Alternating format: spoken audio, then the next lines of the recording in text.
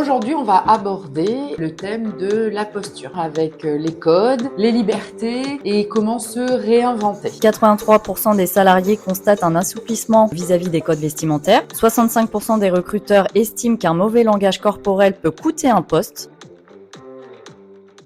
Bonjour Mélissa. Salut Sandrine, ça va? Et tout. Très bien. Oui, ça va. À chaque fois qu'on est là pour enregistrer un podcast, on a à chaque fois des invités qu'on aime.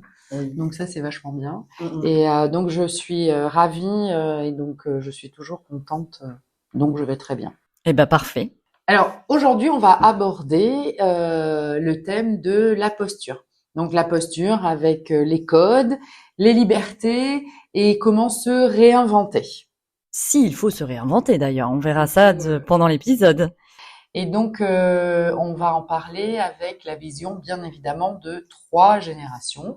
La génération X, on a une invitée génération X, la génération Y. Donc, nous n'avons pas de Y ce soir, donc c'est Mélissa qui va avoir le rôle de la génération Y. Et alors, aussi, on a une génération Z. Et donc, c'est un étudiant en alternance qui va de ce pas peut-être nous inviter se présenter. Je m'appelle Noam, je suis en première année de BTS MCO, du coup à format flow, et avec Sandrine tout simplement. C'est vrai. Bonsoir, moi c'est Virginie, je suis conseillère en images et formatrice. Je forme des conseillères en images sur l'ensemble de la France et j'ai 51 ans, c'est moi la X. Oui. Alors, je te rassure Virginie, je fais partie de la X bien tassée aussi. Hein. Ça fait un beau duo. Oui, exactement. On est assises à côté pour ceux qui nous écoutent et qui ne nous voient pas. On démarre ? C'est parti. Alors déjà, c'était important pour Mélissa et moi de définir qu'est-ce que c'était la posture. Donc Mélissa, la posture.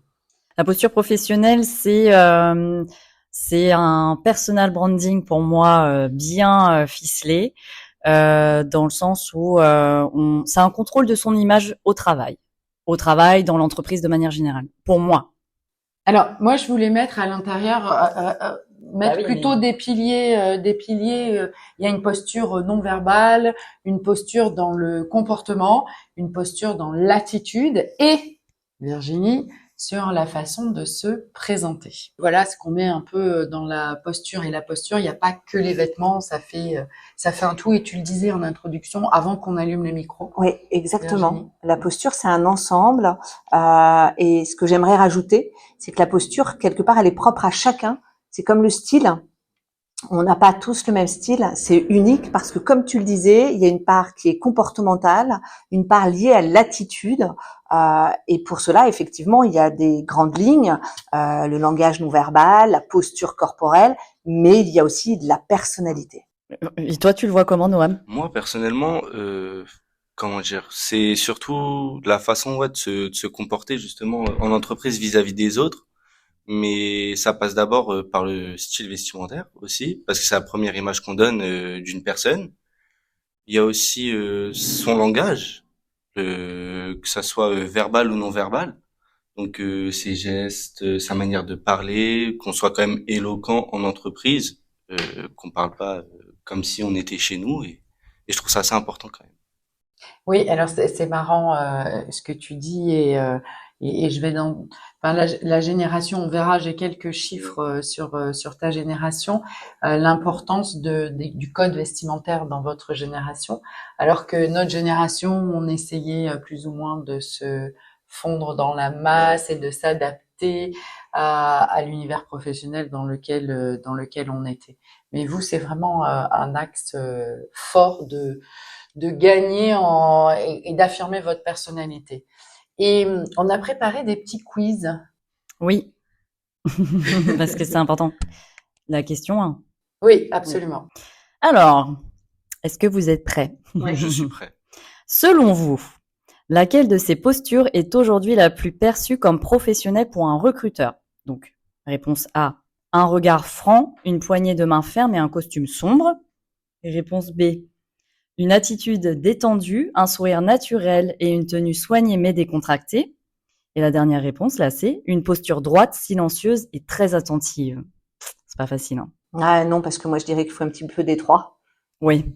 Bah, moi, je dirais la B. La B, une Ouais. attitude détendue, un sourire naturel et une tenue soignée mais Ouais, parce que pour décontractée. moi, dans une entreprise, bah, faut quand même garder son naturel, en fait. Faut être soi-même sans en faire trop. Et bien sûr, toujours être dans le professionnalisme. Et ouais, pas oublier Ça sa part m'étonne pas. d'identité. Je suis pas surprise de ta réponse. Et en même temps, effectivement,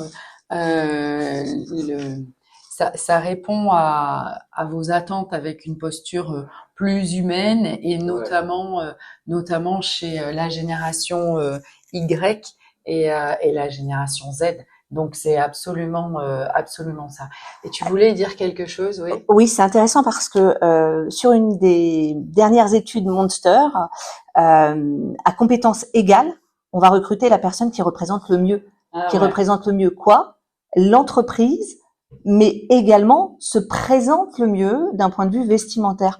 Alors c'est intéressant parce que tout à l'heure tu as parlé du style vestimentaire, tu disais c'est la première chose qu'on voit, et moi j'avais envie de te poser une question. Est-ce que tu as déjà entendu parler d'Albert de Merabian? Du tout. Albert de Merabian, c'était un prof d'université aux États-Unis. En 1970, il a écrit un bouquin qui s'appelle Silent Messages. Bon, voilà, les messages silencieux, globalement. Et il a fait une théorie qu'on appelle la théorie des 3 V. Visuel, verbal, vocal. Donc ça reprend un petit peu ce que tu disais auparavant. Cette étude, elle est toujours utilisée dans les écoles de com, mais aussi dans les écoles de commerce. Et la finalité de cette analyse, c'est que l'image, uniquement l'image, représente 55% de notre communication non verbale. Ensuite, on a le vocal et tout à la fin, on a le verbal. Nos mots ne représentent que 7%. Et il y a, lorsqu'on rencontre quelqu'un pour la première fois, un biais cognitif, un mécanisme du cerveau qui s'appelle l'effet de halo, qui fait qu'on va accorder plus d'importance à ce qu'on voit la première fois qu'aux fois suivantes, voire jamais s'il n'y a pas de possibilité d'entrer dans le relationnel et de rencontrer une seconde fois la personne. C'est la fameuse première impression? Exactement, c'est la fameuse première impression. C'est la fameuse 20 premières secondes. Exactement, exactement. Donc c'est un lien direct. Et oui, on sous-estime beaucoup la posture, mais elle a encore une grande part. Et j'ai quelques chiffres aussi à communiquer. Mais avant de vous communiquer les chiffres, j'aimerais bien une deuxième question. Oui. Génération Z. Donc Noam enregistre avec nous, mais on en a encore 2 en backup derrière. Donc ça peut vous faire réfléchir aussi. Alors, quelle posture est souvent mal interprétée par les générations précédentes? Donc, regarder son téléphone en réunion, porter des baskets en entreprise, ou encore parler de ses émotions en entretien. Qu'est-ce qui est mal interprété par exemple, ma génération et la génération de Sandrine et Virginie? La première. Regarder son téléphone en réunion. Donc, soit regarder son téléphone en réunion et porter des baskets en entreprise. Pourquoi porter des baskets en entreprise? Tu veux venir répondre vite fait parce que c'est intéressant. Alors, je sais pas pourquoi, mais pour moi, c'est un peu un côté désinvolte où je viens là en mode ouais, je m'en fous, je viens là enfin, en fait, ça dépend du type de basket, mais ça fait un peu je viens là habillé après mon jogo. Enfin, c'est un peu comme ça pour moi. C'est un peu ce que ça m'inspire. Intéressant. C'est très intéressant parce que dans le conseil en images, aujourd'hui, on explique les dress codes sectoriels et on a 3 dress codes par rapport à 5 grands secteurs d'activité, informel, formel et strict.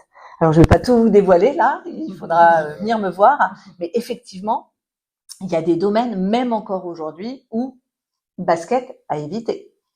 C'est marrant parce que on va pas trop s'étaler là-dessus, mais je ne suis pas du tout pour les baskets dans les tenues vestimentaires et personne ne comprend. Enfin, personne, non. Voilà.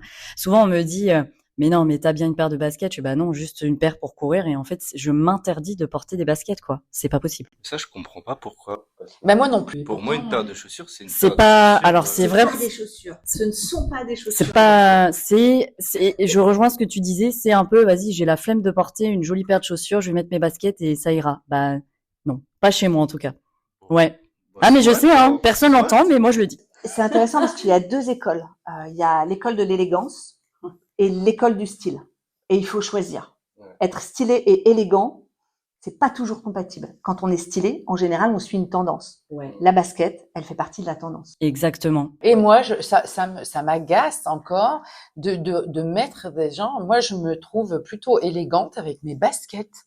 Mais tu as le droit. Mais exactement. Ça, c'est une réponse joker. Tu as le droit. Parce que c'est ta notion de l'élégance. Ouais, c'est ma notion de l'élégance. Et donc, du coup, dans les styles vestimentaires, moi, je suis assez tolérante sur beaucoup de choses à partir du moment où la personne, elle a une posture plutôt bienveillante, etc. Donc là, moi, je souris parce qu'on a beaucoup de jeunes, ils se donnent un petit style, etc. Mais tu vois très vite que c'est que en apparence et on peut pas s'arrêter. Ah, mais on s'arrête pas à ça.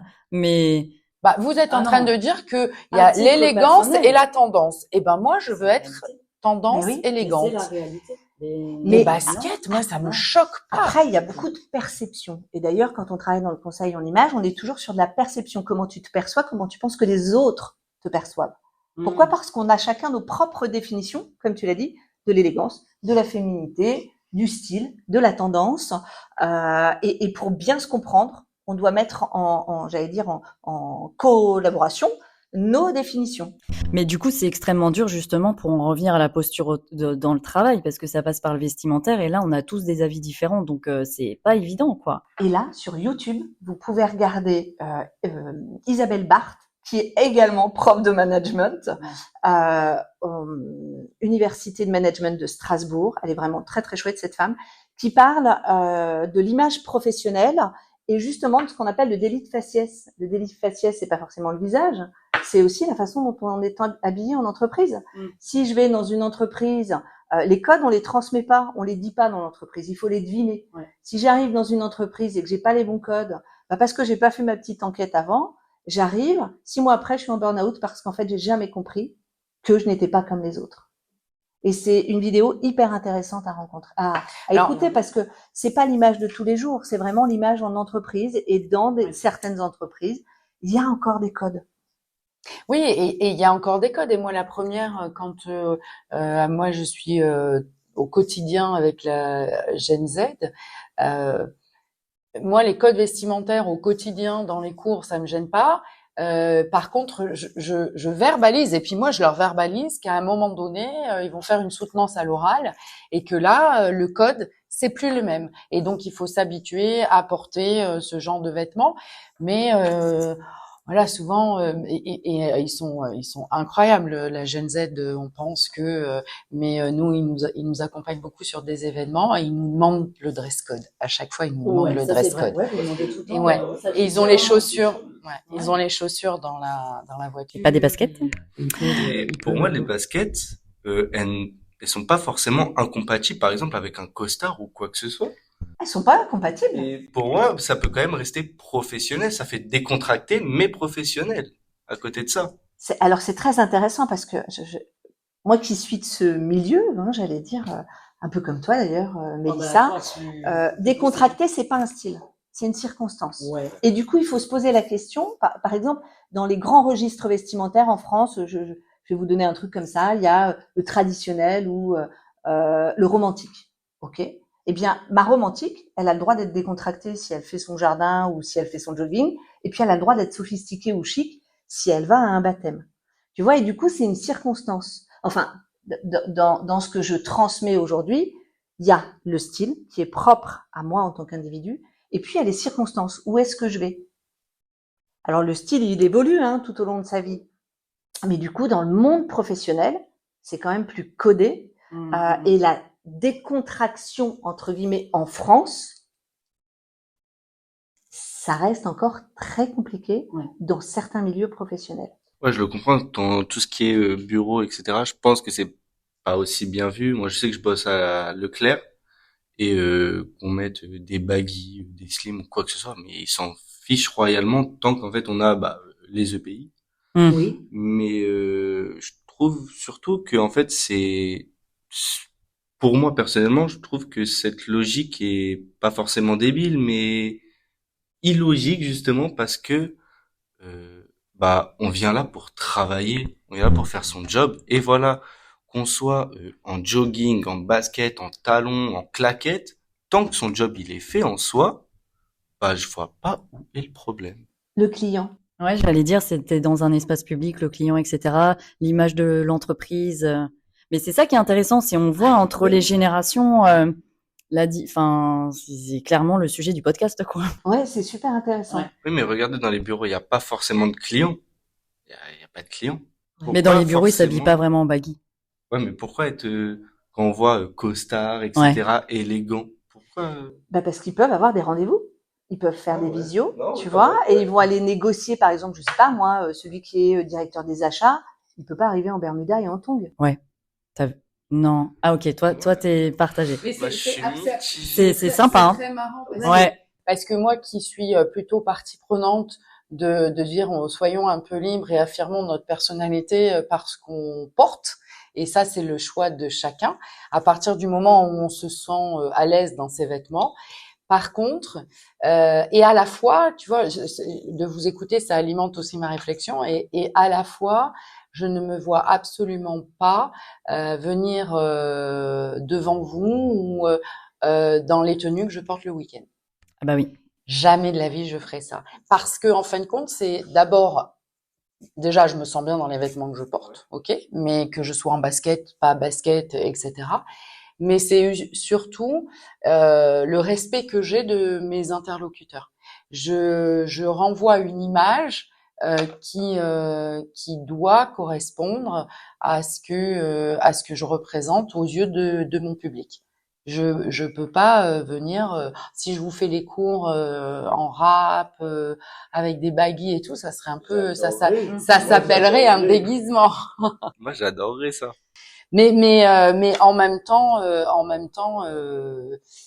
temps, je suis très attachée à la liberté. Je pense que la personnalité, elle passe aussi par les vêtements et voilà, osons. Et du coup, la liberté, j'allais dire, dans le monde professionnel, c'est la liberté de choisir l'entreprise pour laquelle tu as envie de travailler. Et j'accompagne des jeunes en mission locale. Et souvent, quand je leur demande leur projet, je vais prendre un exemple encore de tout bête, tout simple. J'avais une jeune fille qui voulait être prothésiste ongulaire. Ok, je lui ai dit dans quel type d'entreprise? Parce que tu vas avoir la petite boutique du coin de la rue où tout le monde est habillé décontracté. Ouais. Voilà, et ça c'est le dress code de la boutique. Tu vas avoir, je sais pas, un OCB où il y a déjà un pseudo uniforme. Tu as une veste, un uniforme, puis tu vas aller chez Caritas, c'est hyper strict, c'est super codé. Et en fait, ta liberté, c'est de choisir là où tu te sens en phase avec, je mets un uniforme, ou j'en mets pas, ou je fais ça. Moi, j'ai travaillé 20 ans dans la grande distrie parce que, à part un badge, je pouvais être habillée comme j'avais envie. Mon frère Jérémy, il a travaillé chez Chanel, chez Van Cleef, dans le luxe. Mais c'était horrible. De mon regard, c'est horrible. Parce que il était formaté à une image. Mais lui, il a adoré. Et donc, je pense qu'en fait, la liberté, c'est aussi de choisir, ok, tu as envie de faire ce métier, tu as plein d'opportunités, tu as plein de boîtes différentes. Et il y a plein de dress codes différents. Ouais. Alors, de ce fait, 83% des salariés constatent un assouplissement vis-à-vis des codes vestimentaires. 65% des recruteurs estiment qu'un mauvais langage corporel peut coûter un poste, tu vois. 71% des DRH pensent que les jeunes manquent de certains codes de posture. Qu'en pensez-vous? Ouais. En soi, je peux comprendre pour le code de posture. Ok. Parce que j'en fais partie. Et je sais que rien qu'avec vous, Sandrine, je suis pas en meilleure posture, je suis avachi sur ma chaise, etc. Et je sais que si je fais ça au travail, ça peut vraiment me coûter mon poste parce que ils vont se dire mais c'est quoi lui? Enfin, il est pas là pour bosser, il est là pour se reposer en fait. Et je peux comprendre. Et c'est vrai que moi, je connais bien Noam. Je sais que s'il est tordu sur sa chaise ou un peu avachi sur sa table, ça veut pas dire qu'il ne m'écoute pas. Sauf que moi, je reprends à chaque fois. Je reprends tout le temps. Parce que c'est, même si ça me gêne pas, je veux que ça soit un truc, on peut pas faire ça dans le contexte dans lequel on est. Mais c'est pas du tout. Et puis moi, c'est jamais c'est pas du tout méchant. Mais en tout cas, je te le dis, et ça infuse la preuve. Tu en parles. Oui. Mais c'est génial parce que tu leur transmets des codes. Et aujourd'hui, si on a une problématique, je dirais, d'un point de vue vestimentaire en entreprise, c'est parce que tous les mômes n'ont pas la chance d'avoir des codes. C'est ça. Du coup, c'est l'adaptation ou l'expression de soi. Mm. Et on a un auditeur donc qui s'appelle Maxime et qui est de votre génération, la génération Z, qui nous a posé une question. Et on va vous la poser parce que je pense qu'elle est essentielle, je vais y arriver, justement, et elle était pertinente. Donc, vous allez y répondre. Dans un environnement professionnel où il y a des codes, des jeux de rôle, des attentes implicites et des regards portés sur les personnalités, faut-il composer avec une forme de faux self, donc de faux semblant, de faux être soi-même, pour réussir? Personnellement, je trouve pas parce que Mm. c'est être hypocrite avec soi-même. D'accord, C'est ok. justement se dénaturer en fait de toute chose. Et non, surtout pas. Faut toujours être soi-même. Peut-être dans certains cas se mettre des limites, se dire bon, je vais pas m'habiller comme ça parce que justement je suis en entreprise. Comme vous avez dit, je vais pas me mettre en tongs pour aller mettre en rayon ou quoi que ce soit devant les clients. Ah, t'aurais pas tes EPI. Voilà. Mais faut surtout pas se dénaturer et puis quand même s'exprimer et être soi-même. Alors, j'ai des statistiques qui vont illustrer ce que tu viens de dire, que 54% de la Gen Z refuse de jouer un rôle en entreprise. Vous en pensez quoi, tous les deux? Ah, t'as un truc à dire? Bah, moi ici, je suis d'accord sur ce point-là parce que je me dis, par rapport à un client, à moins que tu sois très très bon manipulateur et que tu saches dans la vie cacher ton jeu et tout ça et ce que tu ressens et ce que tu penses, bah lorsque tu joues un faux rôle constamment, ça se ressent du point de vue client. Donc déjà rien que là, le retour client, ça va être endommagé. Donc forcément, ça va, c'est une question de logique. T'as moins de chances de réussir. Et puis je veux dire qu'est-ce que je veux dire? Bah enfin voilà, c'est tout. Merci. Mais malgré tout, je voulais juste te dire, par rapport rebondir, et après Virginie elle prend la parole, mais c'est 66% adaptent leur posture malgré tout pour le contexte. Ah ben oui, vous pensez que vous devez garder votre garder votre personnalité, mais en même temps vous adaptez. Bah oui. Et alors, je pense que toutes les générations se sont adaptées à leur cadre de travail. Et je suis d'accord avec Noam. Aujourd'hui, on veut de l'authenticité en entreprise. Mais l'authenticité, c'est la personnalité et c'est l'attitude. C'est pas forcément la tenue vestimentaire. Donc, on peut rentrer dans le cadre et dans les codes de l'entreprise par la tenue, et on doit garder sa personnalité parce que ce qui fera la différence, et de plus en plus dans le recrutement, c'est le savoir-être. Le savoir-faire, on va le développer en entreprise. Par contre, le savoir-être, on peut pas revenir dessus. Et quelqu'un de bien, ça se voit tout de suite. Quelqu'un d'authentique, ça se voit tout de suite. Donc après, en revanche, effectivement, dans certaines entreprises, on doit s'adapter aux codes. Et puis, si l'entreprise nous pose un problème avec les codes, encore une fois, la liberté, c'est aussi d'aller choisir son entreprise. Si j'ai pas envie d'être habillée en costume cravate quand il fait 35 degrés parce qu'il y a des commerciaux qui n'ont pas le choix, eh bien, je vais pas dans cette boîte. Oui, ça me fait penser à un épisode dans lequel je crois que c'était la relation au travail entre toutes les générations. Et effectivement, tu avais dit, Sandrine, que c'est pas parce qu'on se plaît pas dans une entreprise que l'entreprise est pourrie, hein, parlons comme ça. C'est peut-être parce que nous n'avons pas notre place dans l'entreprise, et c'est possible, hein. Enfin, les amitiés, on n'est pas amis avec tout le monde, on n'est pas amoureux de tout le monde, c'est exactement pareil. Donc c'est intéressant, ça rebondit sur ça. Et effectivement, après, c'est ne pas se mettre en souffrance. On peut faire des efforts. On peut pas. On vit en société. L'entreprise, c'est un écosystème. Il faut qu'on fonctionne tous ensemble avec des personnalités différentes, alors que des personnalités et des soft skills, comme on dit, avec de la bienveillance ou moins de bienveillance, etc. Il faut que ça fonctionne ensemble. Donc, il faut qu'on essaie de faire des efforts. Et si c'est vraiment contre nature, eh ben, il faut pas se fragiliser. C'est que et ça c'est super, ça c'est super important pour moi, pour votre génération. Il y a rentrer, accepter de faire des efforts, ça c'est important. parce que des personnes comme moi, j'attends aussi de la gentillesse, de la bienveillance. On dit pas le gros mot. Enfin bon, voilà, on est normaux. Hein. Et, euh, et du coup, j'ai perdu le fil de l'histoire. Non, parce que je regardais Noam avec son joli sourire. Je me suis noyée dans les yeux Tu parlais de souffrance. Et de souffrance. Et faites des efforts, mais ne vous mettez pas en souffrance. Arrêtez avant que ça soit vraiment quelque chose qui va vous fragiliser, parce qu'il faut garder de l'énergie pour rebondir. Et moi, c'est cette force-là que j'essaye de. Moi, je pouvais pas rentrer dans certains codes, mais parce que c'était contre nature.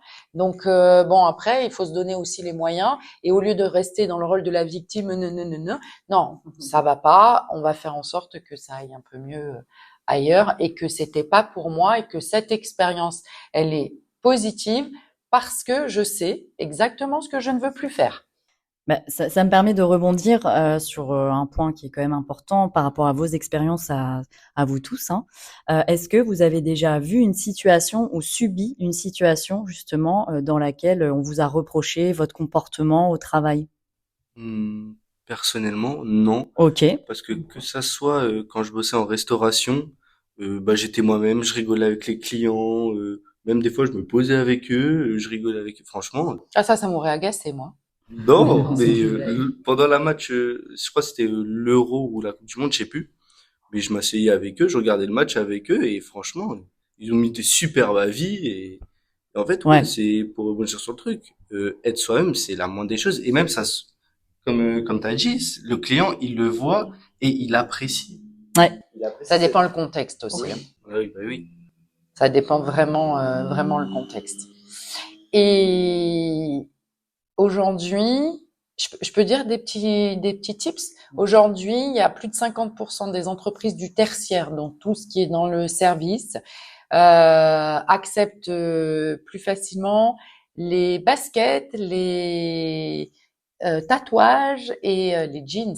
Mais en même temps, les tatouages, c'est bon, c'est rien aujourd'hui. C'est parce que c'était le temps que le cheminement se fasse dans vos têtes qu'un tatouage, c'est pas un signe de vulgarité et compagnie, quoi. Mais pourquoi tu dis vous C'est les parents qui nous disaient, faut pas vous tatouer pour le travail. Enfin, Alors, vous êtes moi, j'ai dit potentiellement mes parents, quoi. Moi, j'ai un tatouage. Attention au tatouage, je suis absolument pas. Moi, et c'est ça que j'ai encore pas intégré. Moi, je me fiche des tatouages, je trouve ça même très joli. Mais ce que je n'arrive pas à intégrer, c'est de connaître la motivation de se graver la peau à vie. Et je vais vous dire pourquoi. Parce que parce que rien n'est jamais permanent, sauf le changement. Et qu'à un moment donné, se graver à vie des choses sur le corps, c'est arrêter à l'instant T quelque chose qui ne pourra plus jamais évoluer. Tu gardes des photos. C'est un souvenir. Bah, c'est pareil. Les tatouages, c'est des moments de ta vie sur lesquels tu acceptes que ces moments de ta vie soient passés, soient encore actuels ou soient terminés. C'est des étapes de ta vie. En général, les tatouages, normalement, enfin, dans les 3/4 des gens qui ont des tatouages, il y a toujours une signification. Et alors, pourquoi on devrait dire non, c'est dans le passé, je dois l'ignorer, je regrette ce que j'ai pas dit ça. Non, je te dis souvent, c'est perçu comme ça, les tatouages. Moi, j'intègre pas le fait de figer à l'instant T quelque chose. C'est hyper intéressant. Je pense que vous avez votre prochain épisode de podcast. J'ai quelqu'un pour vous. Le tatouage en entreprise? Qui est tatoué, qui est tatoueur et qui est chef cuisinier et qui donc doit porter un uniforme quand il est au travail. Ouais, et je pense que ça pourrait. Et je trouve que les tatouages, c'est très très esthétique. Il y en a de très très beaux, mais voilà, c'est une démarche. Mais tu as le droit. Notre cœur reste ouvert.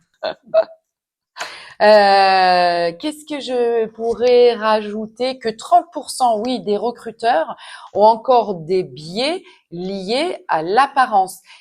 Alors, vas-y Virginie, Virginie, elle veut parler. Ouais, je voudrais intervenir parce que ça, c'est super intéressant parce que je travaille beaucoup sur la valorisation de l'image professionnelle. Et biais à l'apparence, enfin liés à l'apparence, sont liés à notre schéma socio-éducatif. Et c'est-à-dire que quand on est, on va dire, allez, de 0 à 25 ans, tiens, que je rentre dans un service RH, je vais être alimentée par plein de messages. Et notamment tout ce cadre socio-éducatif sur ma première partie de vie, c'est-à-dire mes parents, la famille élargie, là où je construis la confiance, l'estime, mes croyances limitantes, les messages qui vont dicter ma vie. Et donc, dans les recrutements aujourd'hui, et je vous donne un truc très simple, on élève encore les filles avec tu portes du rose, toi tu portes du bleu, des couleurs. Hein. Et aujourd'hui, dans les biais liés à l'apparence, on a souvent le rose dans les schémas de recrutement chez le garçon. Et j'allais dire à compétence égale, encore une fois, je vais choisir la personne qui représente le mieux. Mais imaginez le recruteur qui a un biais à l'apparence sur le rose, sur, je sais pas, t'as les chaussures qui sont pas cirées, parce que c'est des messages qu'il a reçus en boucle toute son enfance. Le mec, il est là, il voit deux jeunes arriver, CV, exactement les mêmes compétences. Il y en a un qui a une chemise blanche, qui a des chaussures rutilantes. Il y en a un qui a une chemise rose, qui a des chaussures un peu dégueulasses parce qu'il pleut, il y a de l'orage, on en a eu il y a 2 jours. Mais le mec, ça, il l'occulte parce qu'il est focus sur son recrutement. Il voit les deux candidats, il sait pas pourquoi. Il sait pas. Parce que l'effet de halo, c'est comme ça, c'est moins de 3 secondes. Il le sent pas, en fait. Pourtant, les compétences sont les mêmes. Mais il le sent pas. Et le mec, c'est juste pas que tout son schéma éducatif l'a formaté sur des biais à l'apparence. Mais ça, c'est dur, du coup, de faire face à tout ça. Donc, c'est pour ça que la posture en entreprise, c'est waouh.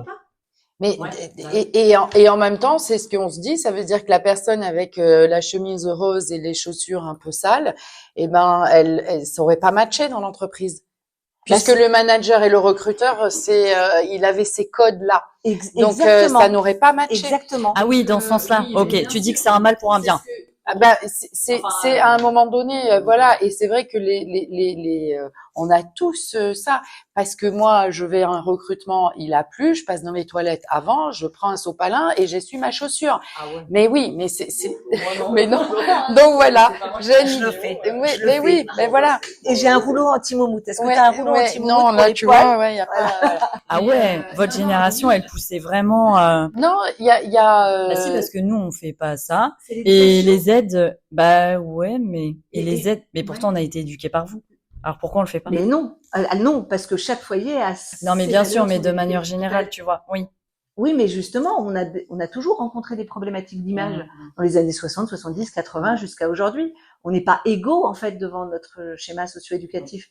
Donc on n'a pas les mêmes messages. Il y en a le rose. Mais avant de conclure, moi si du coup je me dis non, arrêtons de mettre les gens dans les cases, les jeunes, soyez un peu plus libres, exprimez-vous, et j'ai envie de ça, hein, et vraiment, et je vous laisse loisir de vous exprimer, j'ai une forme de tolérance, etc. Mais néanmoins, l'image, moi ça a construit ma vie, c'est l'image que je renvoyais aux autres. Alors on en souffre pas, machin, mais j'étais, nickel chrome. Vraiment, l'image, c'était une forme de respect, pour les autres, pour rentrer dans un groupe, dans une structure, dans une case, et après, ben, il y a des restes. Alors, mais encore une fois, mon image, c'est pas ton image, et c'est pas, et le truc, c'est de faire matcher tout ça ensemble. L'appartenance, le vêtement, les codes vestimentaires, ça nous fait appartenir à des groupes. On se reconnaît dans la rue. On se dit, on veut ressembler à cette nana-là, ou on veut ressembler à ce groupe-là. Et je pense que ça sera depuis la nuit des temps. C'est comme ça. C'est normal. On a besoin de ça en tant qu'être humain, de se sentir appartenir à un groupe. Enfin, voilà, on est des êtres sociaux. À un moment donné, quand on est en société, ça veut dire que dans une société, il faut apprendre à vivre ensemble. Ah bah ça oui. Et c'est pour ça que les codes et les règles, c'est quand même plutôt structurant. C'est structurant, mais il faudrait peut-être s'arrêter à moins de détails du fait que la chaussure, elle est mouillée. Là, elle nous a fait une petite remarque, là, non? Non, alors, mais il y en a plein d'autres, en fait. C'était un exemple parmi tant d'autres. Et vous élèverez vos enfants avec vos codes, et donc vous leur donnerez des croyances sur l'image. Et peut-être que, je sais pas, dans 50 ans, si t'as pas de basket, t'es has-been, tu vois? Parce que ce sera leur code. Et comme les baskets, tu supportes pas. Mais attention, je parle de moi. Moi, que les gens ils portent des baskets, c'est pas mon problème. Moi, je ne veux juste pas en porter. Et c'est le problème de certaines entreprises. Exactement, ouais. Encore le problème de certaines entreprises. Oui, c'est vrai. Alors, on pourrait en parler pendant des heures, mais on est hyper timé. Donc, du coup, si on voudrait conclure avec une citation.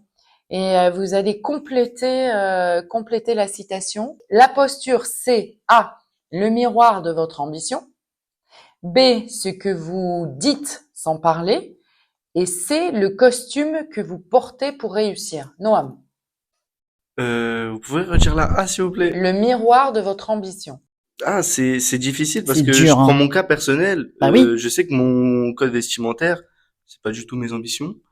C'est vrai. C'est bien. Que je dis sans parler, pas forcément. Je suis toujours en jogging, en paire de baskets, en survêt mais le costume que vous portez pour réussir, ouais, je dirais plutôt ça.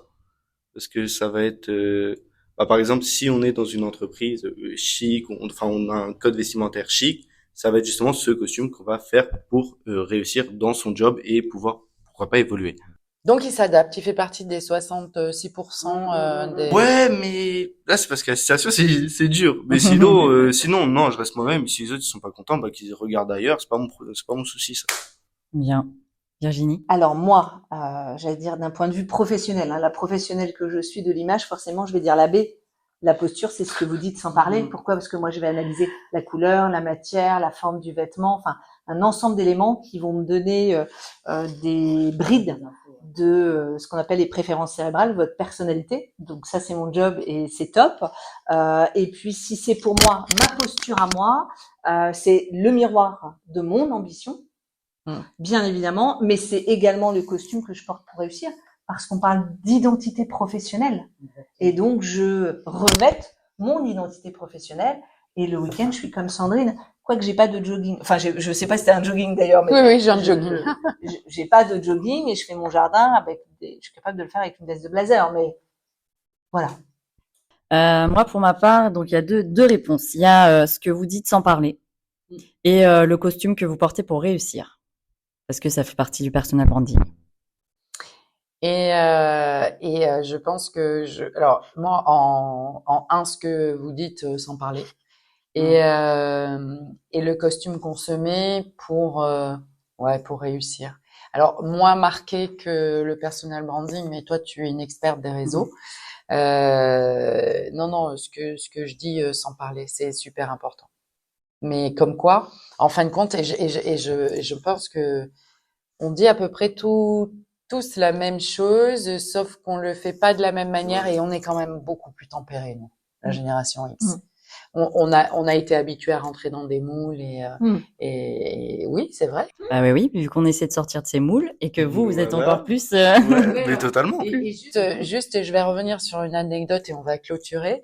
Par exemple, quand on est en réunion ou quand on est dans un cours, enfin, on va dire en réunion, dans un contexte travail, les jeunes de la Gen Z qui prennent le téléphone, moi, c'est quelque chose qui ne me gêne pas parce que je sais qu'ils vont chercher des choses, machin. Par contre, beaucoup de génération Y, ça les dérange parce qu'ils ont entendu pendant des lustres en disant non, pas de téléphone, pas de téléphone. Et nous, on a élevé ces jeunes qui utilisent le téléphone en réunion, ils vont chercher 3 informations parce que leur cerveau, il fait 3 choses à la fois, etc. Et les plus durs et les plus intransigeants, ça va être ceux du milieu où eux, on leur a dit non, fais comme ça, ils n'ont pas eu le choix. Et donc, ils comprennent pas pourquoi les petits, quand ils arrivent, on leur laisse le choix. Ouais, c'est pas faux. Et ça, c'est vraiment quelque chose que je touche du doigt, Je suis plus souple parce que surtout depuis que je suis formatrice et tout ça, mais aujourd'hui je le tolère parce que j'ai compris comment il fonctionnait et en fait ça ne me dérange pas parce que je sais que ça ne les empêche pas d'écouter. En revanche, nos générations, si on part sur le téléphone, c'est souvent il y a un désintérêt. Donc non, c'est vrai. Hein. Mais certainement. Mais vous êtes une génération au milieu et je vais dire un peu plus âgée que toi, les quadras. Où on leur a pas laissé le choix, et des quadras voilà, dans les équipes où il y a beaucoup de Gen Z, c'est les plus durs avec vous parce que ils ont voilà. Et nous, on prend beaucoup de recul. C'est la sagesse. Et vous avez une forme de liberté que moi, je prône tellement la liberté, donc je suis admirative. Mais néanmoins, il faut quand même vous mettre un cadre. Forcément, toujours mettre des limites, parce que sinon, vous voyez bien que si on met pas de limites, on part dans tous les sens. Mais pour le téléphone, je vois aucun problème. Quand vous faites vos cours, on est sur notre téléphone, quand on doit prendre des notes ou quoi, et ça nous empêche pas Parce que c'est un outil en d'être plus. productif. Ouais, c'est plus un outil que... Et encore une fois, là, on parle d'un contexte bien précis. Ouais, Dans le monde professionnel, c'est pas du tout comme ça. Non. Qu'on soit bien d'accord. ouais. C'est pas toléré Non. de la même façon. En tout cas, Ouais, tout dépend ouais. du job que tu fais. Mais Tout à fait. Moi, au boulot, je peux utiliser mon téléphone dans certains cas. Pour faire les inventaires, j'utilise mon téléphone. Quand je suis sur le PC pour les commandes, j'utilise mon téléphone. Quand je dois prendre en photo des trucs, pour les réimplantes, j'utilise mon téléphone. Et... parce que c'est un lien avec le travail. Tu sors Ouais. pas ton téléphone pour envoyer un SMS ou regarder un manga dans un rayon. On est d'accord. Non, alors, vu Ça, son c'est la sourire, posture. parce que comme je le connais par cœur, il se gêne pas pour le faire. Et donc du coup, si on et pour vraiment clôturer sur le sujet, la liberté, elle s'arrête là où celle de l'autre démarre. C'est le vivre ensemble qui est important. Ouais. Donc on peut parler pendant des heures de la posture comme Voilà. le langage non verbal. C'est un bel outil. La posture est un bel outil de communication. Et ça va te faire plaisir comme conclusion. Oui. En tout cas, merci à vous deux d'avoir merci à participé, vous trois même, d'avoir participé à l'épisode. Et comme vous l'aurez compris, on a mis en avant un auditeur qui nous avait posé une question très pertinente et qui concernait ce sujet-là. Donc, si vous aussi, vous avez des questions sur lesquelles vous souhaitez qu'on vienne apporter un autre éclairage et celle de nos invités au passage, eh bien, n'hésitez pas à nous écrire sur notre boîte mail contact.onadeschosesasedire@gmail.com. Voilà. Merci. Merci à tous les deux d'avoir accepté l'invitation. C'est toujours un vrai plaisir. Le plaisir Et- partagé. C'est vrai? Ben oui, Tu reviendras sur d'autres épisodes? mais carrément, je suis Trop bien. chaud. Tu vois, c'était bien. Mais ouais. Tu vois, c'était pas un exercice. Non, mais franchement, c'est plutôt agréable en plus. Ah, bah voilà. Et encore une fois, notre génération Z, souvent, elle dit des choses pertinentes et fines. Et c'est parce qu'on vous donne le micro. Alors, on va continuer à vous donner le micro.